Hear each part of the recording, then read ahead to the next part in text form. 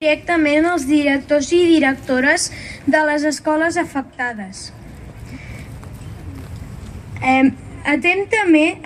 Atemptant contra la legitimitat democràtica i el mandat del Parlament de Catalunya.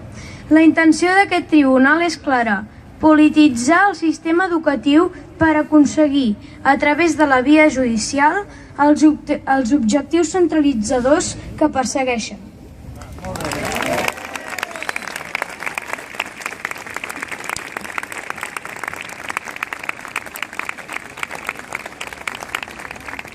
Els jutges no poden ni han de decidir quin ha de ser el model educatiu del nostre país. Constatem la gravetat que suposa que els jutges entrin a l'aula per decidir quina ha de ser la política lingüística dels centres, passant per sobre dels criteris i les normatives que hem anat construint durant més de 30 anys, avalades per un ampli consens social i per les successives lleis del Parlament de Catalunya, i aplicades a les aules d'acord amb el projecte lingüístic dels centres, aprovat pel Consell Escolar de cada escola. Constatem que l'espiral d'assetjament al nostre sistema educatiu, que va començar amb la sentència del Tribunal Constitucional contra l'Estatut, ha anat creixent fins a arribar a un punt que cap país democràtic pot consentir. Estem convençuts que patim l'atac més greu que ha rebut l'escola des de la transició.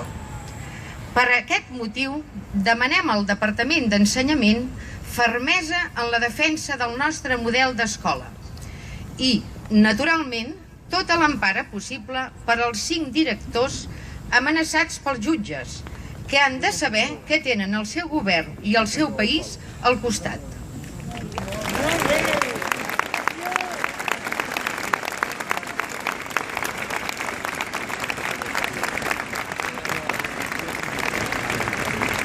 Estem disposats a tot el que estigui a les nostres mans per defensar el nostre model d'escola. No es tracta de casos aïllats, sinó d'una qüestió de país. Tots som els 5 directors afectats per la sentència. Així que ens comprometem a ajudar-los amb tot el que convingui i a facilitar-los tots els recursos necessaris.